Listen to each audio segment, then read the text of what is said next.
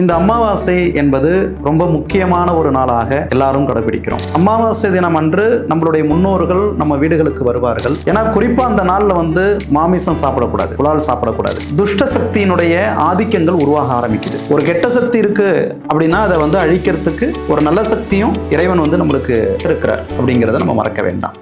வணக்கம், நான் உங்கள் கந்தவேல் நாடு ஜோதிடர். அமாவாசை பற்றிய சில தலைப்புகள், அதை பற்றிய சில குறிப்புகளை மகரிஷிகள் உங்களுக்கு என்ன சொல்லியிருக்காங்க, அவங்க சொல்லக்கூடிய விதம் என்ன என்பதை நான் உங்களுக்கு பதிவு பண்ணுறேன்.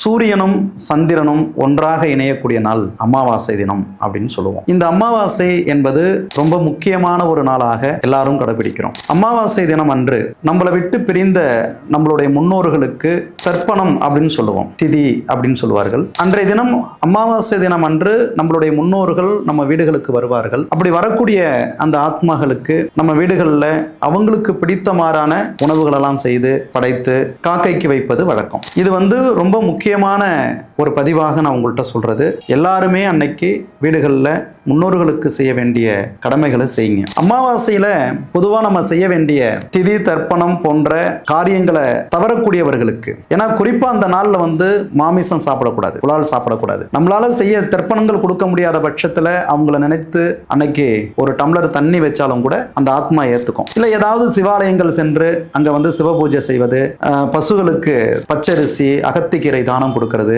இதெல்லாம் அந்த ஆத்மா ஏத்துக்கும். ஆனா நம்மளால அதை பெருசா எடுத்துக்கொள்ளாம அலட்சியமா விட்டுடுறோம். அது போய் செய்யணுமா அப்படிங்கிற ஒரு எண்ணங்கள்லாம் பல பேர்களுக்கு இருக்கக்கூடியவர்களுக்கு இந்த பதிவு ரொம்ப முக்கியமானதாக இருக்குங்கிறத நான் நம்புறேன். அமாவாசை தினம் கடைபிடிக்காதவர்களுக்கு அங்க பார்த்தீங்கன்னா துஷ்ட சக்தியினுடைய ஆதிக்கங்கள் உருவாக ஆரம்பிக்குது. எப்படி அந்த துஷ்ட சக்தி உருவாகுது? பித்தர்களுடைய ஆசீர்வாதங்களும் முன்னோர்களுடைய ஆசீர்வாதங்களும் இருக்கக்கூடியவர்களுக்கு அந்த குலதெய்வ அனுகிரகம் அவங்களுக்கு பரிபூர்ணமாக இருக்கும். அது கிடைக்காதவர்களுக்கு எதிர்மறை சக்தி எதிர்கொள்ளக்கூடிய அந்த வலிமை இல்லாத போயிடுது. அப்படி உள்ளவர்களுக்கு பார்த்தோம்னா ஏதாவது சொத்து ரீதியான பிரச்சனைகள் ஏற்படும், கடன் சார்ந்த பிரச்சனைகள் ஏற்படும், குடும்பத்துல கணவன் மனைவிக்குள்ள ஒற்றுமை இல்லாத போவோம், குழந்தைகளுடைய வளர்ச்சி நல்லா இல்லாத இருக்கும். அவர்களுக்கு எதிர்ப்புகள் அதிகமாக இருக்கக்கூடிய பட்சத்துல அவர்களுக்காக ஏதாவது ஒரு துஷ்ட தேவதைகள், காளி, அதாவது துஷ்ட காளி, ரெண்டு காளியிலே ரெண்டு விதம் இருக்கு, மயான காளி இருக்கு.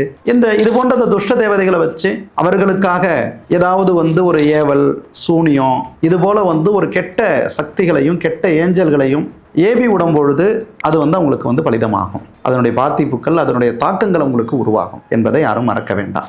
ஒருத்தவனை அழிக்கிறதுக்கு எந்த நாள் முக்கியமாக எடுத்துக்கொள்ளப்படுதுன்னா அமாவாசை தினம். ஏன்னா அமாவாசை தினம் வெறும் தினம் அப்படின்னு சொல்லுவோம். அமாவாசை தினம் துஷ்ட ஆதிக்கங்கள் நம்மள போன்ற, ஏன்னா அன்னைக்கு இருள் சூழ்ந்த நாள் அப்படிங்கிறதுனால அந்த இருளுக்கு நெகட்டிவ் எனர்ஜி அதிகமாக ஏற்படுறதுனால அப்ப அந்த நம்ம கிட்ட இருக்கக்கூடிய நல்ல எனர்ஜிகளெல்லாம் அது இழுக்க பார்க்கும், அதை எடுத்துக்க பார்க்கும். அப்படி எடுத்துக்கொள்ளும் பொழுது ஒருத்தவனை அழிக்கணும்னு நினைக்கக்கூடியவர்களுக்கு அமாவாசை தினத்தன்று இது போன்ற சூனியம் போன்ற துஷ்ட ஏஞ்சல்கள் தேவதைகளை ஏவி விடும் பொழுது அந்த பாதிப்பு உடனடியாக அவங்கள போய் தாக்கும் என்பதை யாரும் மறக்க வேண்டாம். சரிங்க, இவ்வளோ பிரச்சனைகள் வரக்கூடியவங்களுக்கு ஏதாவது தீர்வுகள் உண்டா?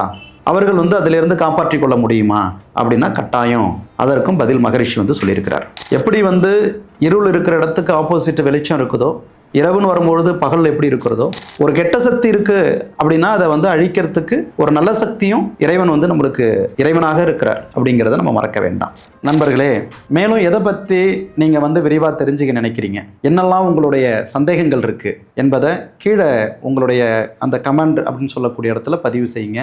அதை நான் படிச்சுட்டு உங்களுக்கு நிச்சயம் பதில் சொல்லுவேன். மேலும் அடுத்த ஒரு பதிவுகளில் நான் உங்களை சந்திக்கிறேன். நன்றி, வணக்கம்.